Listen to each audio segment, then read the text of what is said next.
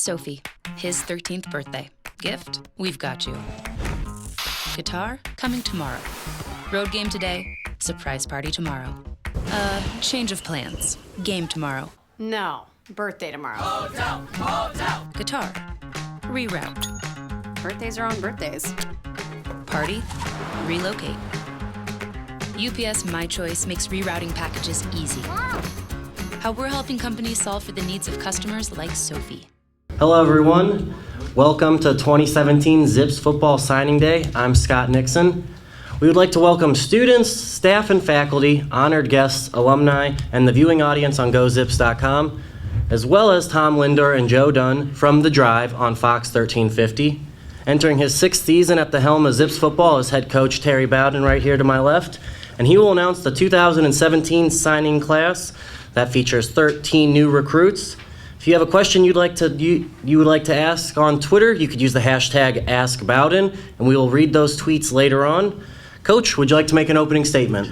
Yeah, thank you. I'm glad that you are here. Glad that we can make our announcement today. We're excited about this group of football players. I think we've really hit a point where it's a turning point in our recruitment, especially in regard to local athletes. If you look at our 13 high school signings that we're announcing today, 7 of those are from the local area.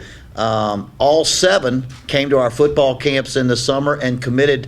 Most of them committed early based on after the bowl season, the bowl victory, we were able to get that excitement going and sign most of those out of our camps, which comes from getting the good players to come to our camps and let us evaluate them in person. And I think that's taken some time to do. When we got here, it was very hard to get any of the local players to be interested in coming to Akron.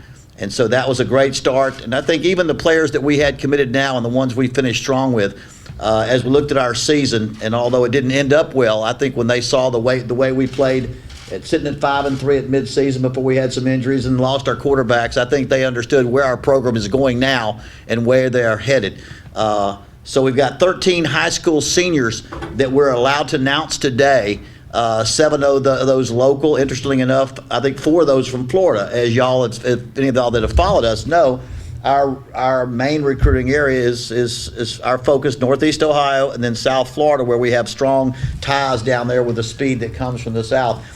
And so that's the first thing. I think the speed of this signing class is the second thing that I'm most impressed with. It's a very, very fast class. I believe that speed is the one thing that separates college from high school, Division I from Division II. The speed factor and being able to recruit athletes that have great speed is the difference maker as you recruit these football players. So we'll announce 13 players that are here today.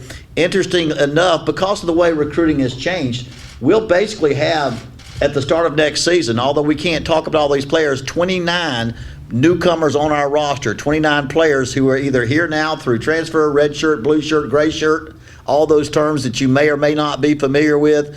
On our campus already, we had a quarterback that signed and came in January that is a newcomer. We'll have 29 new faces on our team in which were not eligible to play last year that are various degrees of one of those ways of signing people. And this is a day and age which is so much of recruiting is done full year round now. So many commitments are done early. If you've watched the news, there's much legislation in college football about an early signing day, which would very well likely happen in the future.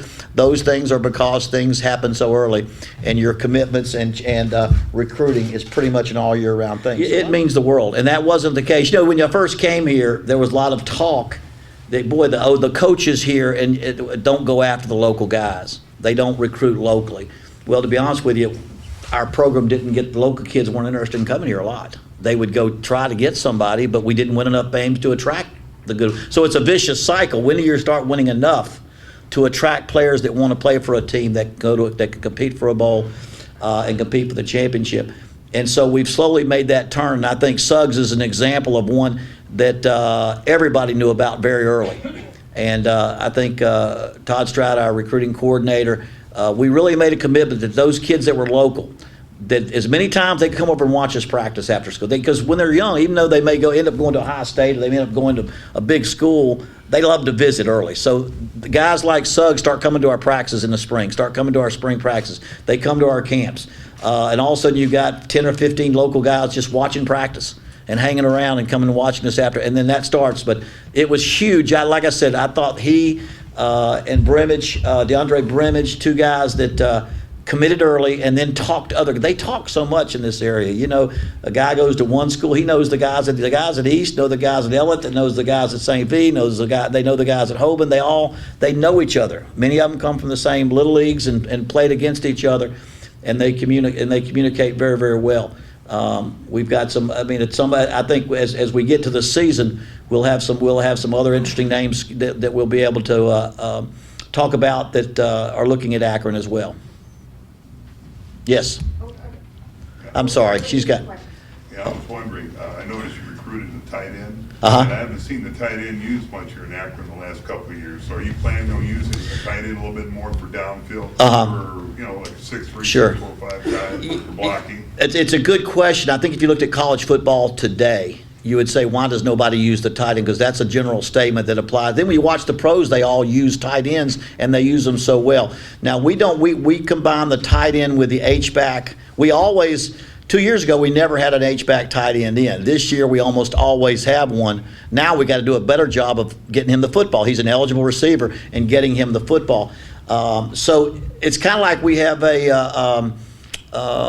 if we have a shorter guy, we might play him off the ball in an H position. If he's a taller guy that can get on the line of scrimmage and line up right on top of somebody, we'll move him up. But it's basically the same plays, so the guy on or off can move around. We talked about that just yesterday, talked about finding ways to get that player the ball more. But I do believe you're talking a real a situation that's college football. We block those guys well. We put them in motion well. We dump it to them 2 or 3 times a game. But when you look at the NFL, there's a lot of difference. I will say this. The NFL does a great job because their rosters are so small. They need big guys that never come out. And you'll see tight ends stretch out and play wide receiver in the NFL. You don't see wide receivers come in and play tight ends. And so we've kind of gotten lost in the last years at a lot of schools. And so I would say, yes, we plan on using. We get a guy like Booker coming in here that really, if you watch him, and we saw him in 7-on-7s coming here which is all wide receivers, and he's out there playing wide out, catching the ball. And I think we've seen him get the ball. We've got Michael Traylor Bennett. We moved him inside to that tight end position. We had a lot of injuries at tight end. We played our last 4 games. Our top 3 got hurt and could not play at all. So I think it's a good question. I think that's what we need to do. And I think that's what a lot of college football coaches are deciding we need to do as well. Because I do come from an era at my age. I come from an era where tight ends had a much bigger role in the I formation, 2 backs, tight end had a much bigger role. And because the pros don't have that much roster, they keep those formations are still very, very big in their mind, and not as big in colleges where you see 3 and 4 wideouts in those positions. Yes. Coach, can you talk about, I wanted to ask about Nick Johns. You said he's now enrolled in school. Right. He has 3 years of eligibility. Right. Is he eligible to work with the team in the spring and maybe play in the spring game? He's already eligible. He's practicing right now. He's working out, he's practicing, he's here. He was there 1 year. The head coach got fired. The new coach comes in. You can see the change in style. He was the number 1 guy. He redshirted as a freshman. He saw the writing on the wall, I think, there with the new head coach. And he goes to Northeast Oklahoma Junior College, got his AA degree, which now makes him eligible immediately to go and play somewhere. But we've got him ready to go in the spring. Of course, our freshman, Cato Nelson, is back. Tommy Woodson would not be eligible to practice now because of surgery for all the way into the summer. And so those 2, and then the freshman that comes in will come in the summer. And he comes in with a lifetime of quarterbacking experience. I think as you saw this year, you wish I'm not sure you can go having a redshirt freshman not ready to go as much as possible. You'd like to, as much as possible. But Nick Johns will be ready to play, and we feel good. I mean, I mentioned Steve Fairchild. He was the offensive coordinator, quarterback coach at Virginia when he was recruited. He had been recruiting him for about 3 years. when that staff got fired, he called us about him and knew a lot about him because he was one of the guys he recruited and felt like he was a guy for the future. So he'll compete. We don't have he knows he comes in and has to fight for the job, but he'll immediately have a position to compete for that job with Cato, Nelson, and until then Tommy Woodson's out until he gets off the surgery. Just to clarify, is that the number one spot he gets to compete for? Is it wide open? Is it a wide open? Well, Tommy Woodson's not even practicing until June, so we know it's wide open. Cato hasn't got a rep. I think, they all come there knowing they got an opportunity to come out here and play. When you play Division I football and you're going to compete in the spring with a lot of reps, you're competing to play. Yeah. Mm-hmm. Okay, we can open up to the fans. Any fans have questions? I think the average fan would look at this class and say 13 kids. Uh-huh.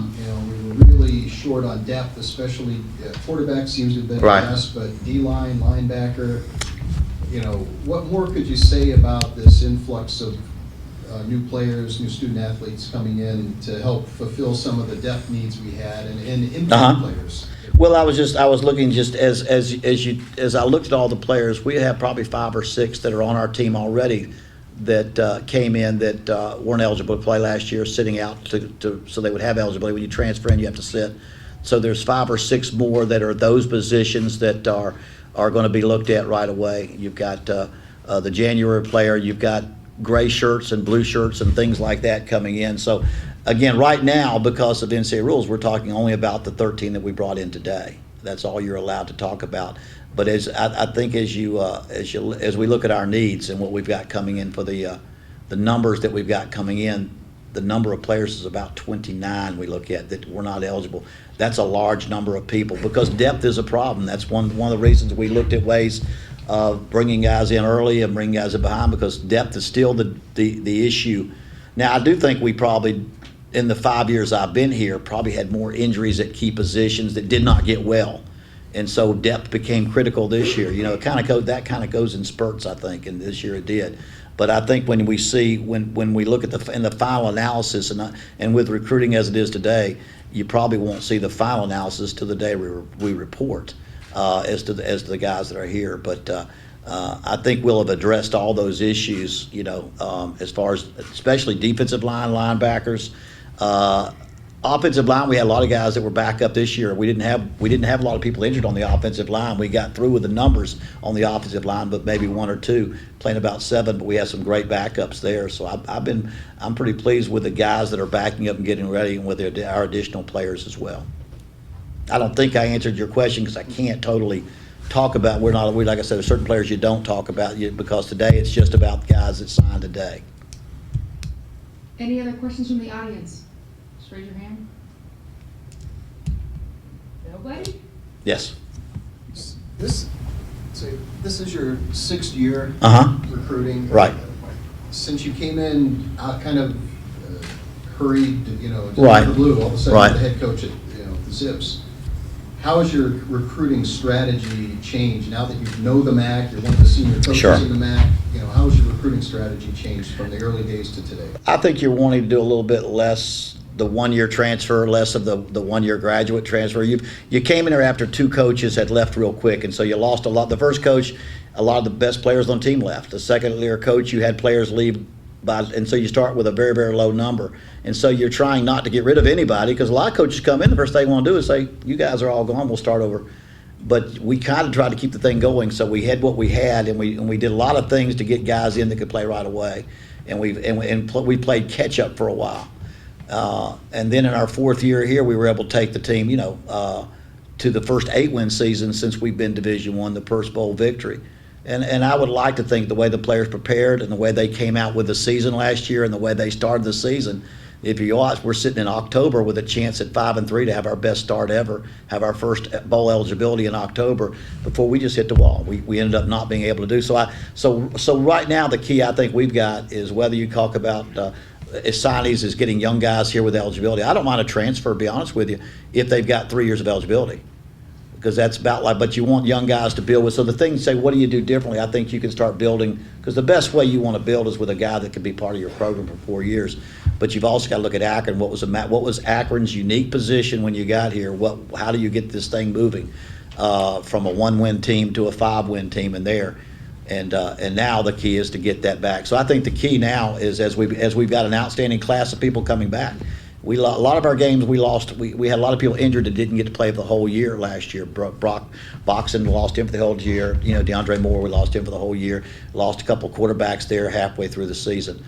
Tight ends, these guys are back now to give us depth. But I think the difference in when we started is, one, we're trying to get more high school guys to come in and build with for the future, but also is trying to make sure we keep the best local talent and beat the best local people there. And I think by the end of the day, you'll see a large number of our team, most of them being local, and probably the rest of them being just like we said we were. We're going to be in South Florida and try to recruit the speed down there.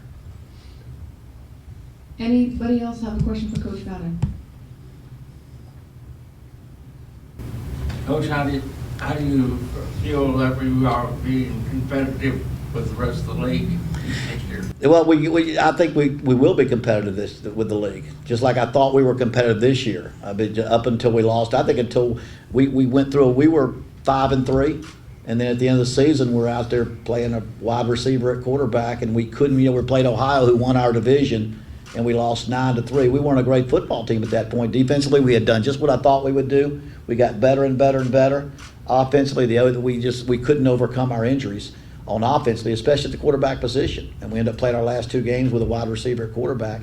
But you look at who played for the conference championship, and with what we played with, we were able to move a receiver into the quarterback position and lost to Ohio University 9-3. So competitive, it still doesn't win the conference. Competitive, but I think competitive is where we are right now.